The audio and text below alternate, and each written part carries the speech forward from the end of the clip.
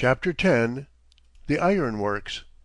The Keystone Works have always been my pet as being the parent of all the other works, but they had not been long in existence before the advantage of wrought over cast iron became manifest. Accordingly, to ensure uniform quality, and also to make certain shapes which were not then to be obtained, we determined to embark in the manufacture of iron. My brother and I became interested with Thomas N. Miller, Henry Phipps, and Andrew Kloman in a small iron mill. Miller was the first to embark with Kloman, and he brought Phipps in, lending him $800 to buy 1/6 interest in November, 1861. I must not fail to record that Mr. Miller was the pioneer of our iron manufacturing projects. We were all indebted to Tom, who still lives (July 20th, 1911), and sheds upon us the sweetness and light of a most lovable nature, a friend who grows more precious as the years roll by. He has softened by age, and even his outbursts against theology as antagonistic to true religion are in his fine old age much less alarming. We are all prone to grow philosophic in age, and perhaps this is well. In rereading this, July 19, 1912, in our retreat upon the high moors at Altnagar, I drop a tear for my bosom friend, dear Tom Miller, who died in Pittsburgh last winter. Mrs. Carnegie and I attended his funeral. Henceforth life lacks something, lacks much. My first partner in early years, my dearest friend in old age. May I go where he is, wherever that may be. Andrew Kloman had a small steel hammer in Allegheny City. As a superintendent of the Pennsylvania Railroad, I had found that he made the best axles. He was a great mechanic, one who had discovered, what was then unknown in Pittsburgh, that whatever was worth doing with machinery was worth doing well. His German mind made him thorough. What he constructed cost enormously, but when once started it did the work it was intended to do from year's end to year's end. In those early days it was a question with axles generally whether they would run any specified time or break. There was no analysis of material, no scientific treatment of it. How much this German created! He was the first man to introduce the cold saw that cut cold iron the exact lengths. He invented upsetting machines to make bridge links, and also built the first universal mill in America. All these were erected at our works. When Captain Eads could not obtain the couplings for the St. Louis Bridge arches, the contractors failing to make them, and matters were at a standstill, Kloman told us that he could make them and why the others had failed. He succeeded in making them. Up to that date they were the largest semicircles that had ever been rolled. Our confidence in Mr. Kloman may be judged from the fact that when he said he could make them we unhesitatingly contracted to furnish them. I have already spoken of the intimacy between our family and that of the Phippses. In the early days my chief companion was the elder brother, John. Henry was several years my junior, but had not failed to attract my attention as a bright, clever lad. One day he asked his brother John to lend him $0.25. John saw that he had important use for it and handed him the shining quarter without inquiry. Next morning an advertisement appeared in the Pittsburgh Dispatch: "A willing boy wishes work." This was the use the energetic and willing Henry had made of his quarter, probably the first quarter he had ever spent at one time in his life. A response came from the well-known firm of Dilworth and Bidwell. They asked for the willing boy to call. Henry went and obtained a position as errand boy, and as was then the custom, his first duty every morning was to sweep the office. He went to his parents and obtained their consent, and in this way the young lad launched himself upon the sea of business. There was no holding back a boy like that. It was the old story. He soon became indispensable to his employers, obtained a small interest in a collateral branch of their business, and then, ever on the alert, it was not many years before he attracted the attention of Mr. Miller, who made a small investment for him with Andrew Kloman. That finally resulted in the building of the iron mill in 29th Street. He had been a schoolmate and great crony of my brother Tom. As children they had played together, and throughout life, until my brother's death in 1886, these two formed, as it were, a partnership within a partnership. They invariably held equal interests in the various firms with which they were connected. What one did, the other did. The errand boy is now one of the richest men in the United States, and has begun to prove that he knows how to expend his surplus. Years ago he gave beautiful conservatories to the public parks of Allegheny and Pittsburgh. That he specified that these should be open upon Sunday shows that he is a man of his time. This clause in the gift created much excitement. Ministers denounced him from the pulpit, and assemblies of the church passed resolutions declaring against the desecration of the Lord's Day. But the people rose en masse against this narrow-minded contention, and the council of the city accepted the gift with acclamation. The sound common sense of my partner was well expressed when he said in reply to a remonstrance by ministers: "It is all very well for you gentlemen who work one day in the week and are masters of your time the other 6, during which you can view the beauties of nature. All very well for you, but I think it shameful that you should endeavor to shut out from the toiling masses all that is calculated to entertain and instruct them during the only day which you well know they have at their disposal." These same ministers have recently been quarreling in their convention at Pittsburgh upon the subject of instrumental music in churches. But while they are debating whether it is right to have organs in churches, intelligent people are opening museums, conservatories, and libraries upon the Sabbath, and unless the pulpit soon learns how to meet the real wants of the people in this life, where alone men's duties lie, much better than it is doing at present, these rival claimants for popular favor may soon empty their churches. Unfortunately, Kloman and Phipps soon differed with Miller about the business and forced him out. Being convinced that Miller was unfairly treated, I united with him in building new works. These were the Cyclops Mills of 1864. After they were set running, it became possible, and therefore advisable, to unite the old and the new works, and the Union Iron Mills were formed by their consolidation in 1867. I did not believe that Mr. Miller's reluctance to associate again with his former partners, Phipps and Kloman, could not be overcome, because they would not control the Union Works. Mr. Miller, my brother, and I would hold the controlling interest. But Mr. Miller proved obdurate and begged me to buy his interest, which I reluctantly did after all efforts had failed to induce him to let bygones be bygones. He was Irish, and the Irish blood when aroused is uncontrollable. Mr. Miller has since regretted, to me, his refusal of my earnest request, which would have enabled the pioneer of all of us to reap what was only his rightful reward, millionairedom for himself and his followers. We were young in manufacturing then, and obtained for the Cyclops Mills what was considered at the time an enormous extent of land, 7 acres. For some years we offered to lease a portion of the ground to others. It soon became a question whether we could continue the manufacture of iron within so small an area. Mr. Kloman succeeded in making iron beams, and for many years our mill was far in advance of any other in that respect. We began at the new mill by making all shapes which were required, and especially such as no other concern would undertake, depending upon an increasing demand in our growing country for things that were only rarely needed at first. What others could not or would not do, we would attempt, and this was a rule of our business which was strictly adhered to. Also, we would make nothing except of excellent quality.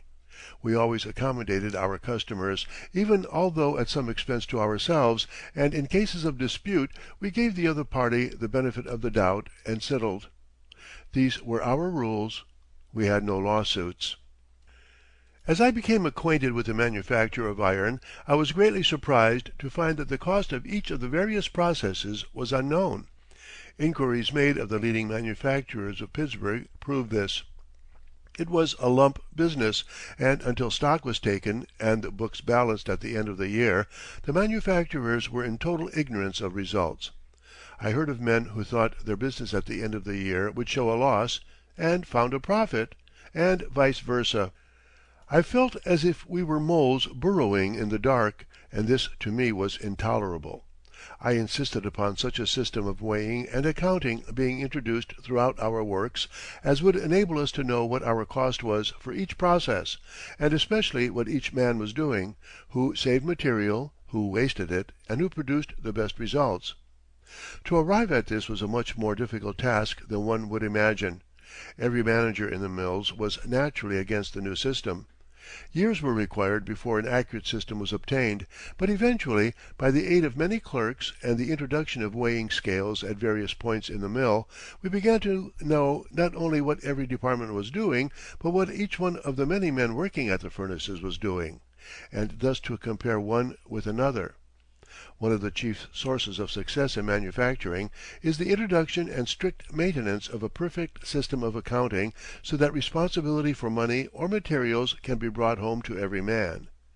Owners who, in the office, would not trust a clerk with $5 without having a check upon him, were supplying tons of materials daily to men in the mills without exacting an account of their stewardship by weighing what each returned in the finished form. The Siemens gas furnace had been used to some extent in Great Britain for heating steel and iron, but it was supposed to be too expensive. I well remember the criticisms made by older heads among the Pittsburgh manufacturers about the extravagant expenditure we were making upon these new fangled furnaces. But in the heating of great masses of material almost half the waste could sometimes be saved by using the new furnaces. The expenditure would have been justified even if it had been doubled. Yet it was many years before we were followed in this new departure, and in some of those years the margin of profit was so small that the most of it was made up from the savings derived from the adoption of the improved furnaces. Our strict system of accounting enabled us to detect the great waste possible in heating large masses of iron. This improvement revealed to us a valuable man in a clerk, William Borntraeger, a distant relative of Mr. Kloman, who came from Germany. He surprised us one day by presenting a detailed statement showing results of a period which seemed incredible. All the needed labor in preparing this statement he had performed at night, unasked and unknown to us. The form adapted was uniquely original. Needless to say, William soon became superintendent of the works and later a partner, and the poor German lad died a millionaire. He well deserved his fortune. It was in 1862 that the great oil wells of Pennsylvania attracted attention. My friend, Mr. William Coleman, whose daughter became, at a later date, my sister-in-law, was deeply interested in the discovery, and nothing would do but that I should take a trip with him to the oil regions. It was a most interesting excursion. There had been a rush to the oil fields, and the influx was so great that it was impossible for all to obtain shelter. This, however, to the class of men who flocked thither, was but a slight drawback.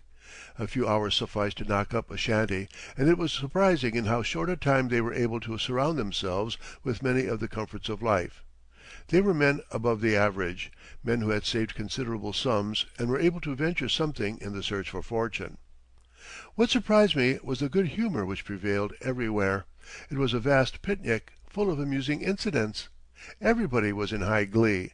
Fortunes were supposedly within reach. Everything was booming. On the tops of the derricks floated flags on which strange mottoes were displayed. I remember looking down toward the river and seeing two men working their treadles boring for oil upon the banks of the stream, and inscribed upon their flag was "Hell or China." They were going down, no matter how far. The adaptability of the American was never better displayed than in this region. Order was soon evolved out of chaos. When we visited the place not long after, we were serenaded by a brass band, the players of which were made up of the new inhabitants along the creek. It would be safe to wager that 1,000 Americans in a new land would organize themselves, establish schools, churches, newspapers, and brass bands, in short, provide themselves with all the appliances of civilization, and go ahead developing their country before an equal number of British would have discovered who among them was the highest in hereditary rank and had the best claims to leadership owing to his grandfather. There is but one rule among Americans: the tools to those who can use them. To day Oil Creek is a town of many thousand inhabitants, as is also Titusville, at the other end of the creek. The district which began by furnishing a few barrels of oil every season, gathered with blankets from the surface of the creek by the Seneca Indians, has now several towns and refineries, with millions of dollars of capital. In those early days all the arrangements were of the crudest character.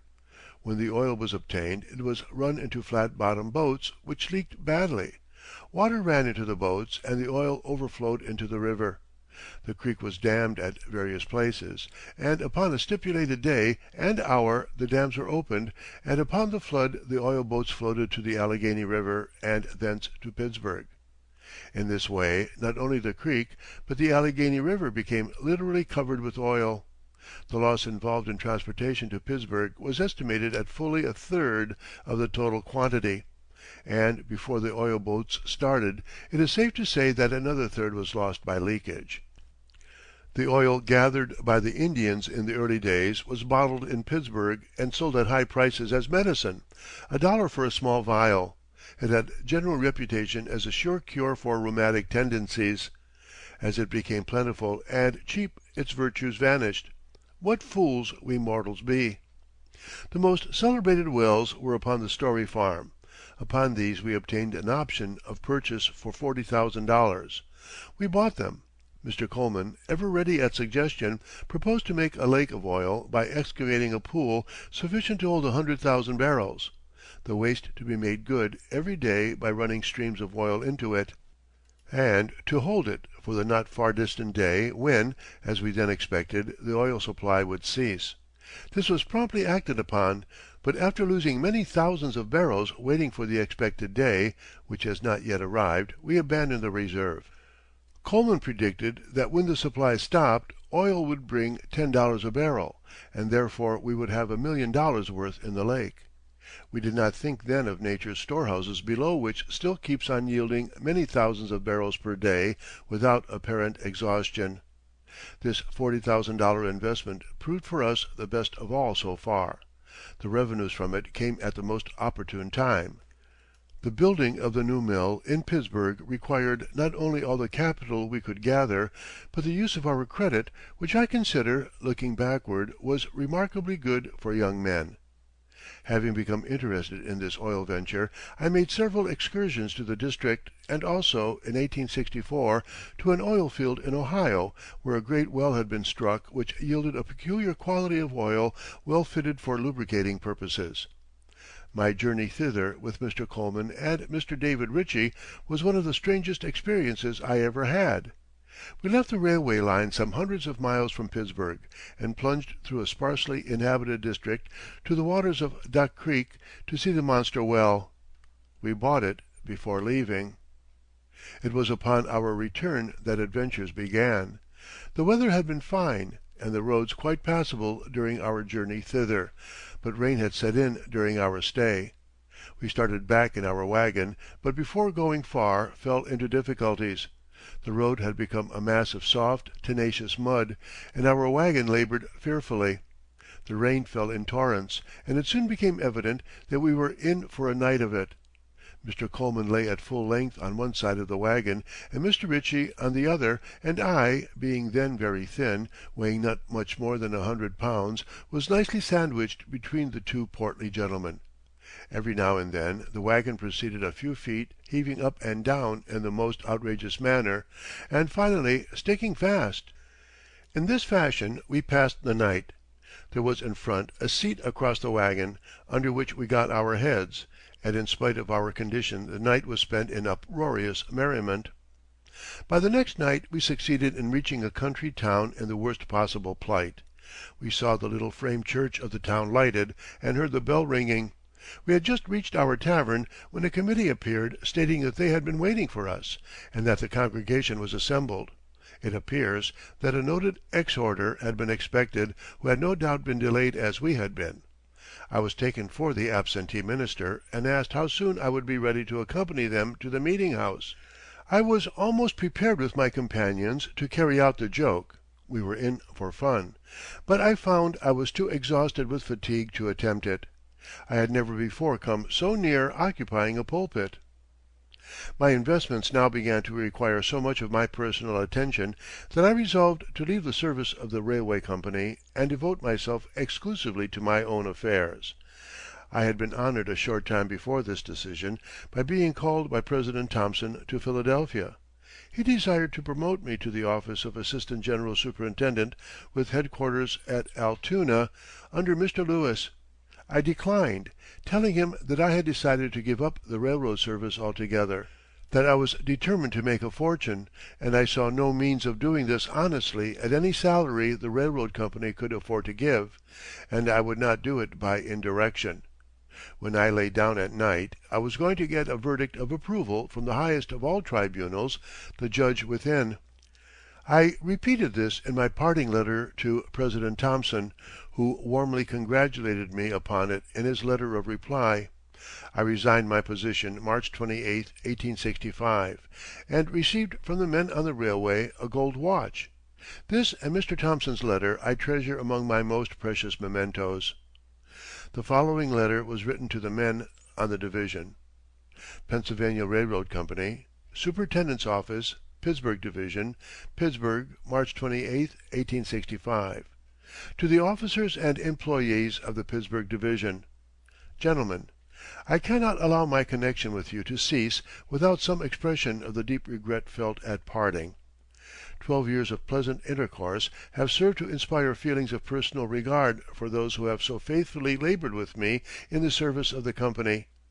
The coming change is painful only as I reflect that in consequence thereof I am not to be in the future, as in the past, intimately associated with you and with many others in the various departments, who have through business intercourse become my personal friends. I assure you, although the official relations hitherto existing between us must soon close, I can never fail to feel and evince the liveliest interest in the welfare of such as have been identified with the Pittsburgh Division in times past, and who are, I trust, for many years to come, to contribute to the success of the Pennsylvania Railroad Company and share in its justly deserved prosperity. Thanking you most sincerely for the uniform kindness shown toward me, for your zealous efforts made at all times to meet my wishes, and asking for my successor similar support at your hands, I bid you all farewell. Very respectfully, (Signed) Andrew Carnegie. Thenceforth I never worked for a salary. A man must necessarily occupy a narrow field who is at the beck and call of others. Even if he becomes president of a great corporation he is hardly his own master, unless he holds control of the stock. The ablest presidents are hampered by boards of directors and shareholders, who can know but little of the business. But I am glad to say that among my best friends to day are those with whom I labored in the service of the Pennsylvania Railroad Company.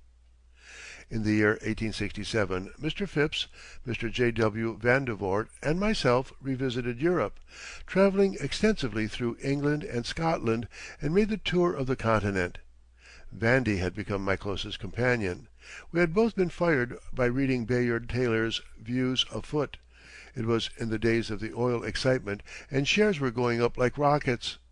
One Sunday, lying in the grass, I said to Vandy, "If you could make $3,000, would you spend it in a tour through Europe with me?" "Would a duck swim or an Irishman eat potatoes?" was his reply. The sum was soon made in oil stock by the investment of a few $100s which Vandy had saved. This was the beginning of our excursion.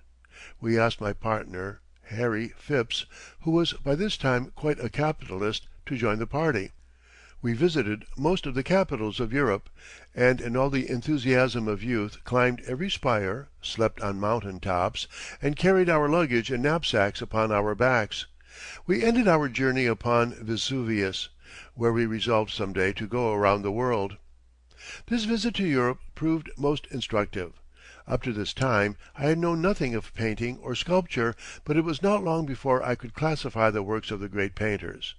One may not at the time justly appreciate the advantage he is receiving from examining the great masterpieces, but upon his return to America he will find himself unconsciously rejecting what before seemed truly beautiful, and judging productions which come before him by a new standard. That which is truly great has so impressed itself upon him that what is false or pretentious proves no longer attractive. My visit to Europe also gave me my first great treat in music. The Handel anniversary was then being celebrated at the Crystal Palace in London, and I had never up to that time, nor have I often since, felt the power and majesty of music in such high degree. What I heard at the Crystal Palace, and what I subsequently heard on the Continent, in the cathedrals and at the opera, certainly enlarged my appreciation of music. At Rome, the Pope's choir and the celebrations in the churches at Christmas and Easter furnished, as it were, a grand climax to the whole. These visits to Europe were also of great service in a commercial sense. One has to get out of the swirl of the great republic to form a just estimate of the velocity with which it spins. I felt that a manufacturing concern like ours could scarcely develop fast enough for the wants of the American people, but abroad nothing seemed to be going forward. If we expected a few of the capitals of Europe, everything on the continent seemed to be almost at a standstill, while the republic represented throughout its entire extent such a scene as there must have been at the Tower of Babel, as pictured in the story books, hundreds rushing to and fro, each more active than his neighbor, and all engaged in constructing the mighty edifice. It was Cousin Dod, Mr. George Lauder, to whom we were indebted for a new development in our mill operations, the first of its kind in America. He it was who took our Mr. Coleman to Wigan in England and explained the process of washing and coking the dross from coal mines. Mr. Coleman had constantly been telling us how grand it would be to utilize what was then being thrown away at our mines, and was indeed an expense to dispose of. Our cousin Dod was a mechanical engineer, educated under Lord Kelvin at Glasgow University, and as he corroborated all that, Mr. Coleman stated, in December 1871, I undertook to advance the capital to build works along the line of the Pennsylvania Railroad. Contracts for 10 years were made with the leading coal companies for their dross, and with the railway companies for transportation, and Mr. Lauder, who came to Pittsburgh and superintended the whole operation for years, began the construction of the first coal washing machinery in America. He made a success of it. He never failed to do that in any mining or mechanical operation he undertook, and he soon cleared the cost of the works. No wonder that at a later date my partners desired to embrace the coke works in our general firm, and thus capture not only these but Lauder also. Dod had won his spurs. The ovens were extended from time to time until we had 500 of them, washing nearly 1,500 tons of coal daily. I confess I never passed these coal ovens at Larimer Station without feeling that if he who makes 2 blades of grass grow where one grew before is a public benefactor, and lays the race under obligation. Those who produce superior coke from material that has been for all previous years thrown over the bank as worthless have great cause for self-congratulation. It is fine to make something out of nothing. It is also something to be the first firm to do this upon our continent. We had another valuable partner in a second cousin of mine, a son of Cousin Morrison of Dunfermline. Walking through the shops one day, the superintendent asked me if I knew I had a relative there who was proving an exceptional mechanic.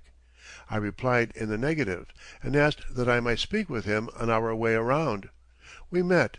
I asked his name. "Morrison," was the reply, "son of Robert," my cousin Bob. "Well, how did you come here?" "I thought we could better ourselves," he said.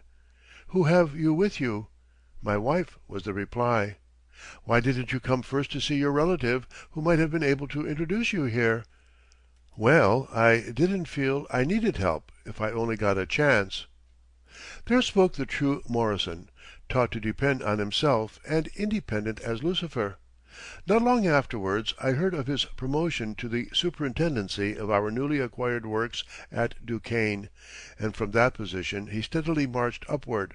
He is to day a blooming, but still sensible, millionaire. We are all proud of Tom Morrison. A note received from him yesterday invites Mrs. Carnegie and myself to be his guests during our coming visit of a few days at the annual celebration of the Carnegie Institute. I was always advising that our iron works should be extended and new developments made in connection with the manufacture of iron and steel, which I saw was only in its infancy. All apprehension of its future development was dispelled by the action of America with regard to the tariff upon foreign imports. It was clear to my mind that the Civil War had resulted in a fixed determination upon the part of the American people to build a nation within itself, independent of Europe in all things essential to its safety. America had been obliged to import all her steel of every form and most of the iron needed, Britain being the chief seller. The people demanded a home supply, and Congress granted the manufacturers a tariff of 28% ad valorem on steel rails, the tariff then being equal to about $28 per ton. Rails were selling at about $100 per ton, and other rates in proportion. Protection has played a great part in the development of manufacturing in the United States. Previous to the Civil War it was a party question, the South standing for free trade and regarding a tariff as favorable only to the North. The sympathy shown by the British government for the Confederacy, culminating in the escape of the Alabama and other privateers to prey upon American commerce, aroused hostility against that government, notwithstanding the majority of her common people favored the United States.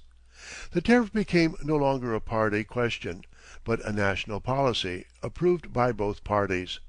It had become a patriotic duty to develop vital resources. No less than 90 Northern Democrats in Congress, including the Speaker of the House, agreed upon that point. Capital no longer hesitated to embark in manufacturing, confident as it was that the nation would protect it as long as necessary. Years after the war, demands for a reduction of the tariff arose, and it was my lot to be drawn into the controversy.